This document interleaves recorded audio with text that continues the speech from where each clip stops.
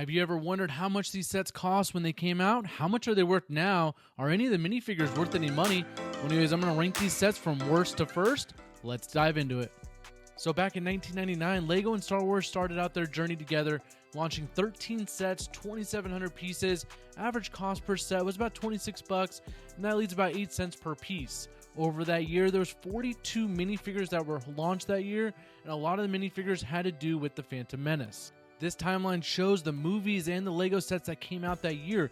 1999, there was 13, 2022, 25, and then it goes up from there, all the way to 2015 when there were 64 sets that were released in 1 year. Of course, that includes polybags, buildable figures, stuff like that. So needless to say, Star Wars and LEGO have definitely grown over the years, and LEGO has definitely invested way more into Star Wars over the past decade. Now getting into the 1999, the Phantom Menace sets that actually got launched that year.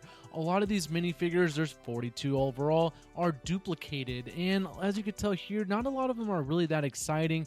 Not a lot of these are actually even worth that much money nowadays. You would think some of the early 1999 minifigures would all be worth so much and super rare, but they're just really not. I know that LEGO was experimenting and they were kind of getting used to the Star Wars community, but nonetheless, here's the first batch in 1999. First things first, what really helps me out is subscribing, liking, and or commenting on my videos. I really appreciate it. That way I can keep doing these awesome LEGO reviews. Without further ado, let's get into it. At number 13, this is the worst set out of 1999 in my opinion. This is the first idea of a polybag. This is the Droid Fighter. It was $5.99. Came with 62 pieces. Nowadays you can find it for about 50 bucks. At number 12, I have the Naboo Swamp, and I know what everyone's thinking. How could you put Qui-Gon Jinn at number 12 out of 13 sets? The reason is because the set's really not that exciting. It was cost $10. It only has 82 pieces. It does come with 4 technical minifigures. Droids back then were considered minifigures. Anyways, you can find the set for about 95 bucks nowadays. At number 11, I have Anakin's Pod Race, and as cool as this set was, Padme was the number 1 minifigure in this set. It does have a pretty cool Pod Race droid, but other than that, it cost 15 bucks when it came out. It had 136 pieces, technically 3 minifigures again, but nowadays, unfortunately, it's not $15 anymore. It's about 95 bucks. Getting into the top 10, I have the Land Speeder at number 10. This is the number 1 sold set out of all 13 of these sets. It was originally launched for $5.99, which is kind of like a micro fighter set. Has 49 pieces. It comes with 2 awesome minifigures. Nowadays, you can find this set for about 60 bucks, so not too bad. Now at number 9, I have the Snow Speeder. Back then, you can get it for 20 bucks, and it came with 215 pieces and 3 awesome minifigures. Nowadays, this set's going to cost you about 160 bucks, and when the UCS Snow Speeder came out, that's what actually got me hooked to this brand of Star Wars. The Snow Speeder collection is one of my favorites.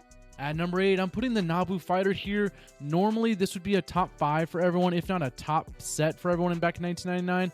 I don't know, it just didn't really do it for me. When they came out with the chrome one, they just blew this one to shreds. The minifigures in this set is so boring. That's why it's so disappointing to put this here. Anyways, in 1999, you can get it for 20 bucks, and nowadays it's going to be a whopping 150 bucks to get this set. At number 7, we have the lightsaber duel between Qui-Gon Jinn and Darth Maul. I know what you're thinking, this set's not really that exciting, but it is the number 1 growth set overall. Back then it was only $5.99. Nowadays it's going to cost you a whopping $100. The reason why this set's so popular is because that scene is just way too iconic. And I know with the most recent Sith Infiltrator, they kind of try to hint to this set in there a little bit, so I can at least appreciate LEGO for doing that. At number 6, we have the X-Wing Fighter. Back then, it was only 30 bucks. It had 266 pieces, came with 4 minifigures. Nowadays, that set's going to cost you a whopping 250 bucks. The reason why this set is my top 6 favorite set of 1999, because without this X-Wing, we would have never got the Christmas one. Alright, finally breaking into the top 5, my number 5th pick overall in 1999 is the Speeder Bikes. Back then it was only $10. It came with 2 Scouts, Luke Skywalker, and 2 Speeder Bikes. How could you really go wrong with that for 10 bucks? Came with 93 pieces. Anyways, this set's going to cost you a whopping 100 bucks nowadays if you really want it.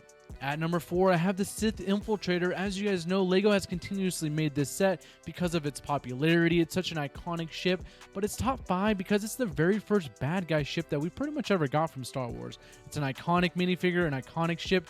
Back then it was only 30 bucks. Nowadays it's going to cost you a whopping $170. It came with 244 pieces, and honestly, it's arguably everyone's favorite set of that year, but I'm going to rank this number 4. At number 3, I have the TIE Fighter and Y-Wing, and the reason why is because it's 2 sets in one. Back then, that was actually a pretty big deal. It was $50 back then. Nowadays, it's going to cost you a whopping $225. It came with 409 pieces and 3 amazing minifigures, including Darth Vader, our first renditions of TIE Fighter and Y-Wing for many, many sets to come. At number 2, we have the Gungan sub, and I don't know about you, but this could have fought for number 1.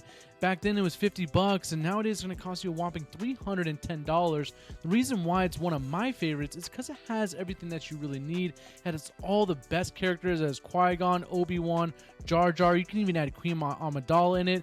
This last year they redid so many sets for the Phantom Menace, but they just didn't do this one. I do not know why. I know they have made this one before another time with Queen Amidala, but they should have redone it this last year.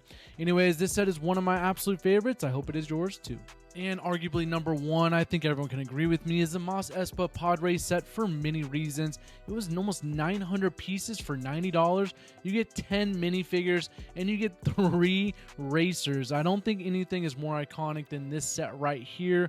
Of course, some of the other sets could have maybe argued to be number 1, but back then this set was $90 and now it's going to cost you a whopping $370.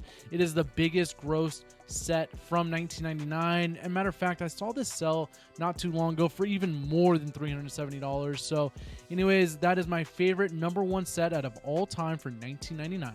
And if you guys like my videos and want to see more of them, the way to support my channel is liking, subscribing, even leaving a comment for me.